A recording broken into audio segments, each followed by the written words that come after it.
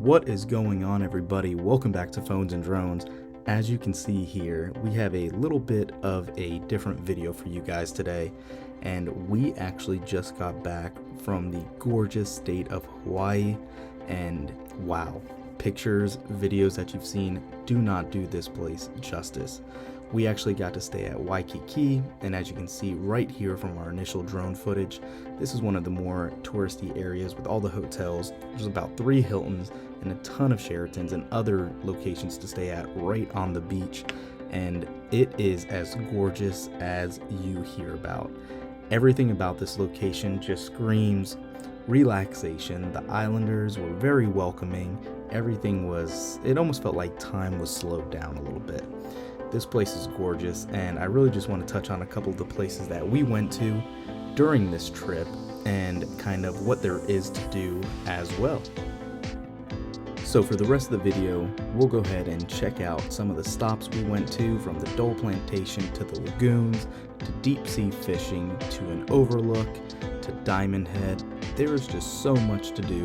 We were there for a week and couldn't cram it all together, but this should give you guys a little bit of an idea, if you guys are heading down to Hawaii, what to do.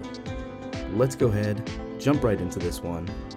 Make sure to comment down below. Let us know what you thought.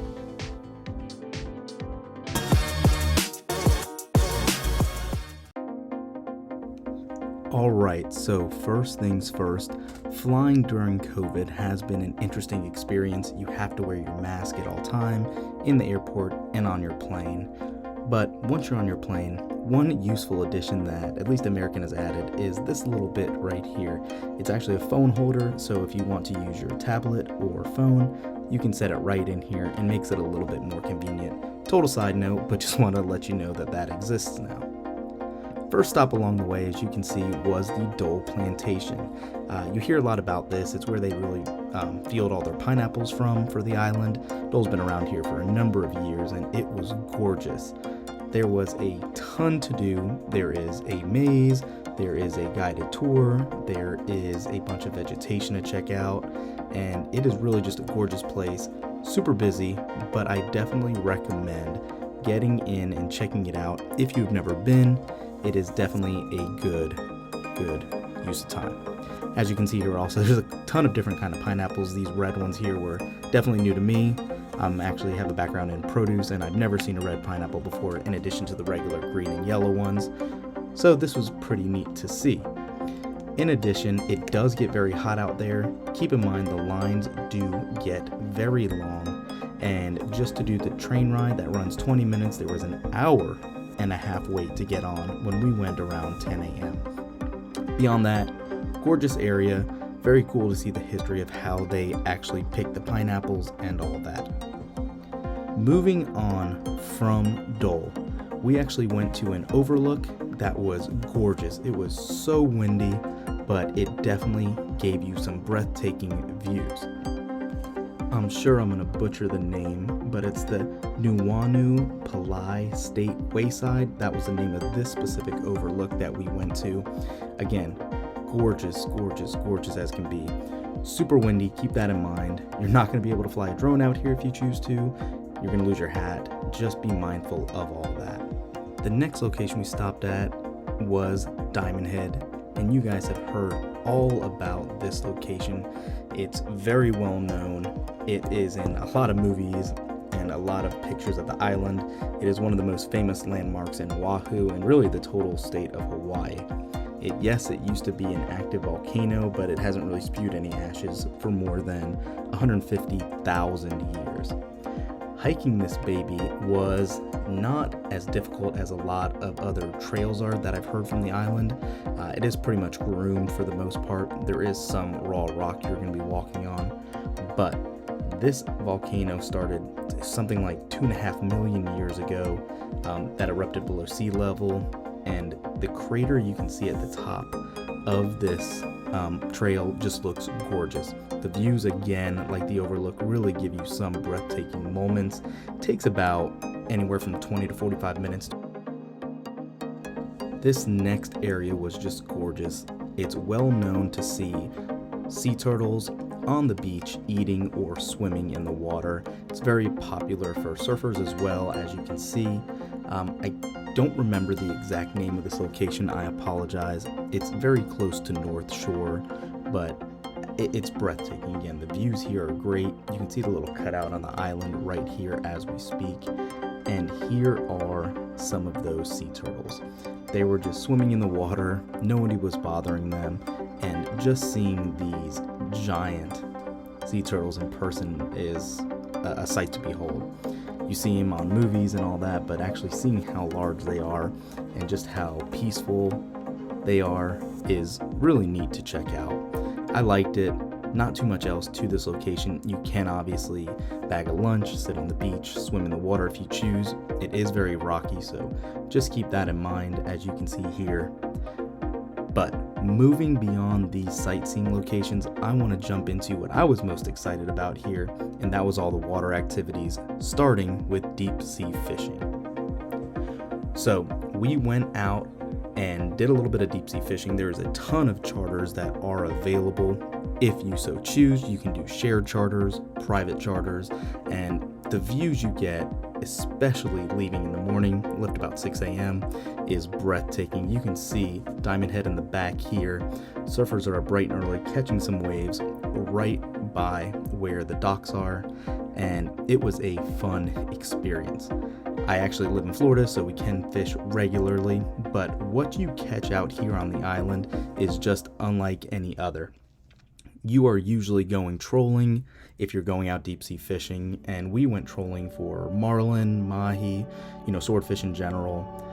We actually came back with some fresh mahi. No luck on any of the larger fish, but keep in mind, if you're going out here to fish, anything over 100 pounds the boat typically will keep. Under that, it's all yours. I believe they want to split it 50-50. This is because they usually want to take that fish and sell it to the market. A little bit of a double dip, but just the way island life is, it kind of ties directly back in to all of that. Not a big deal. Traditionally, if you're going deep sea fishing on vacation, you don't have a lot of area to cook it up unless you have family in town, or you want to get one of the restaurants to cook it for you, but just something to keep in mind. Anything over 100 you probably will not keep, but they do offer basically taxidermist stuff. So if you want to get dimensions on your fish and have one hanging, they will do basically a mirrored shell of that fish and send it to you. So better than nothing, but something I did just want to call out.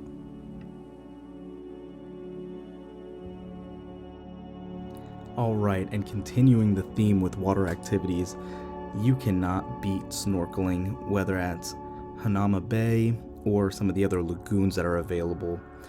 Hanauma Bay sells out instantly. You need reservations for these tickets, and every day we tried to book it, they sold out within about 5 minutes or less when they get posted at 7 a.m. local time. So what you see here is a little bit of snorkeling from one of the lagoons down by Aluani, I believe is the name. It's the Disney resort over there. There's about 4 different lagoons on the stretch of beach, and they look just as good as what Hanauma Bay is, and it's free to get in. You do have to pay for parking, but there's no entry fee. Hanauma Bay charges $25 per person going in now, so if you're looking to save a couple bucks, this is the way to go, and was definitely not a disappointment. There were tons of tropical fish swimming around, but also a ton of sea urchins. I would definitely recommend bringing some water shoes or flippers, because it is very easy to step on one of those babies, and they are not very friendly. If you get stung or pinched, it does not feel very good at all, so just keep that in mind. I've never seen such a congregation of sea urchins in my life like this, and I've been to Greece and Europe, and this was a new one for me. Keep that in mind. Hope it helps you. Wish I would have known that ahead of time, but we're good to go going forward. Like I said, tons of tropical fish. They look amazing. The water is just so crystal clear. It gives it a different dynamic.